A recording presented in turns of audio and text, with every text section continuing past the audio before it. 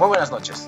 La siguiente presentación desarrollará el trabajo domiciliario número 10 del curso de Ingeniería Sísmica de la Universidad Católica San Pablo, a cargo del profesor extraordinario, el Dr. Jenner Villarreal Castro.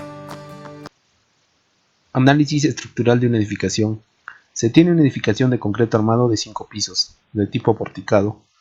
La edificación está compuesta por una losa aligerada y el uso es de vivienda, con un suelo rígido. En la figura adjunta se puede observar la vista en planta de la edificación y asimismo los datos ya conocidos. Asimismo, se tiene especificaciones: ubicación, Arequipa, el diafragma horizontal, una losa aligerada, como ya se mencionó antes, el uso es de vivienda, el tipo de suelo, un suelo rígido, y la aceleración de la gravedad de 9.81 metros cuadrados sobre segundo. Se tienen los datos ya conocidos de la norma, como son el factor de zona, el factor de uso, el factor de suelo y el factor de reducción. Asimismo, se tienen los datos de peso por cada nivel y la altura acumulada de cada nivel. Objetivos: determinar la importancia de considerar el agrietamiento en las secciones estructurales. Comparar los métodos ideales no agrietados y los métodos que más se acerquen a la realidad agrietados. Comparar las distorsiones en todos los métodos de análisis desarrollados. Verificar la influencia de considerar una sección agrietada. Determinar la influencia de los periodos de la estructura con los análisis desarrollados. Determinar la influencia de las cortantes de la estructura con los análisis desarrollados. Determinar la influencia de axiales de la estructura con los análisis desarrollados.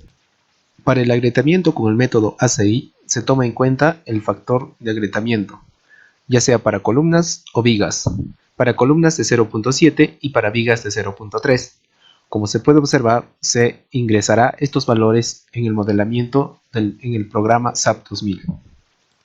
En el agrietamiento con el método FEMA se tomará en cuenta el factor de agrietamiento para columnas de 0.8 y para vigas de 0.5.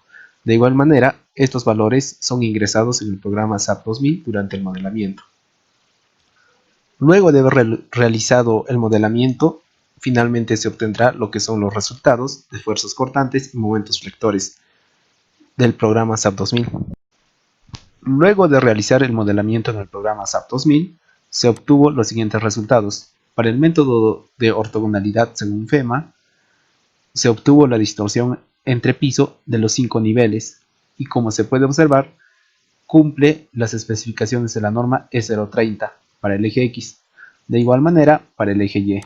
Luego de calcular las distorsiones, se calcula lo que son la fuerza cortante máxima tanto para el eje X como para el eje Y, la fuerza axial máxima y asimismo el momento máximo en ambos ejes.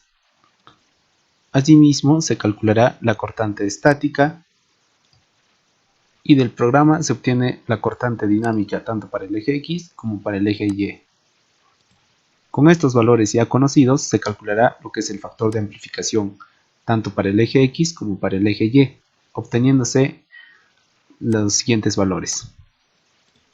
Una vez calculado el factor de amplificación, este valor obtenido se multiplicará tanto al axial máximo en el eje X, a la cortante máxima en el eje X y al momento máximo en el eje X, obteniéndose así los valores amplificados, tanto para el eje X como para el eje Y. Asimismo, del programa se puede obtener lo que son el periodo para el modo 1, para el modo 2, para el modo 3, para el modo 4 y para el modo 5.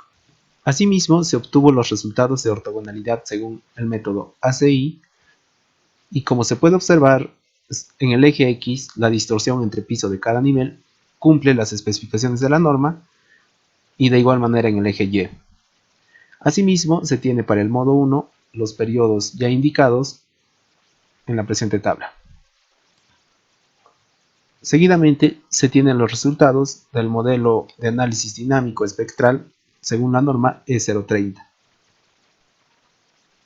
En este caso se tiene la distorsión tanto para el punto A, para el extremo B, para el extremo C, para el extremo D de los 5 niveles en el eje X y en el eje Y. Y se puede observar que también cumple las distorsiones especificadas en la norma E030.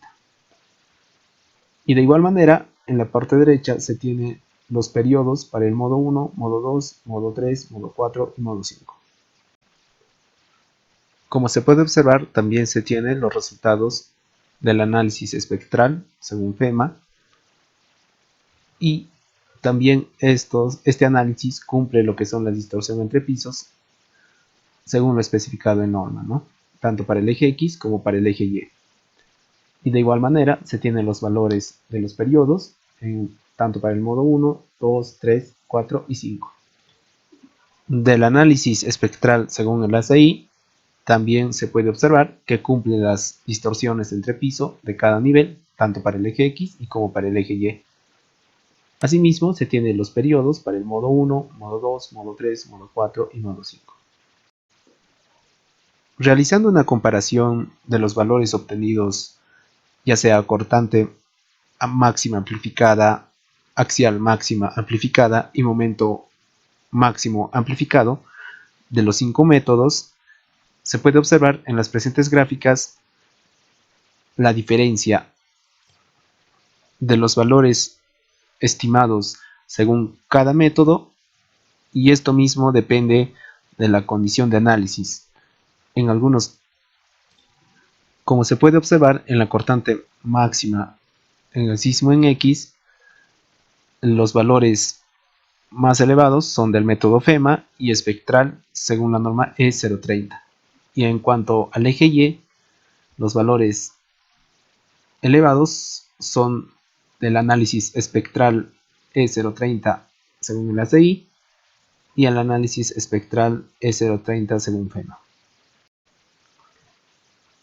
Asimismo, se tiene los valores de la cortante máxima en sismo en el eje X, y como se puede observar, el valor más elevado es del análisis espectral según la norma E030, y para el eje Y se tiene 3 valores elevados del análisis espectral según la norma E030, espectral según FEMA con la norma E030, y asimismo del análisis espectral de la norma E030 según el ACI. En cuanto a valores de momentos, como se puede observar, el valor más elevado para el sismo en X se tiene del análisis espectral según la norma E030 según el ACI, y para el eje Y, de igual manera, el análisis espectral de la norma E030 según el ACI. De igual manera, se tiene un gráfico de las distorsiones por cada nivel, y se puede observar que las distorsiones más elevadas se presentan en el método espectral E030 según el ACI. Para el eje X. En cuanto al eje Y, las distorsiones más elevadas se presentan para el método espectral E030 según el ACI y para el método ACI. Luego de haber realizado el presente trabajo, se llegó a las siguientes conclusiones. La norma E030 nos impone una restricción de deriva máxima de 0.007 respecto a un diseño con secciones no agrietadas. En cambio, si se desea analizar una estructura con secciones agrietadas, la deriva debe ser controlada con una restricción distinta a la que se exige en la norma peruana. Las distorsiones entre piso del método de ortogonalidad son menores a comparación del método espectral de la norma E030, ya que al asignar una fuerza actuante en ambas direcciones al mismo tiempo, la estructura, como consecuencia, llega a ganar una estabilidad. Los desplazamientos presentados en la sección agrietada aumentan, ya que se está reduciendo la sección rígida de los elementos. Las fuerzas axial, cortante y asimismo el momento varían como consecuencia de las nuevas deformaciones en la sección agrietada, por lo cual la sección agrietada deberá ser castigada aún más. Al agrietarse la sección, la fuerza axial máxima disminuye debido a que se pierde el área de concreto, el cual aporta una resistencia al esfuerzo axial de la estructura.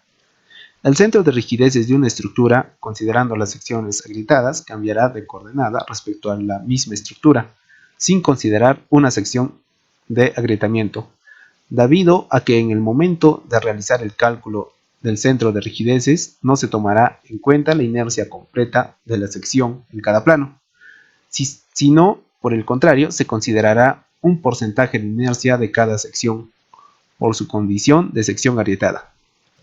Asimismo, la consideración de la ortogonalidad no afecta a los periodos de vibración obtenidos en el análisis espectral con ortogonalidad agrietada y el análisis espectral considerando la sección agrietada sin ortogonalidad, lo cual es correcto ya que el periodo está definido por la presente ecuación, como se puede observar.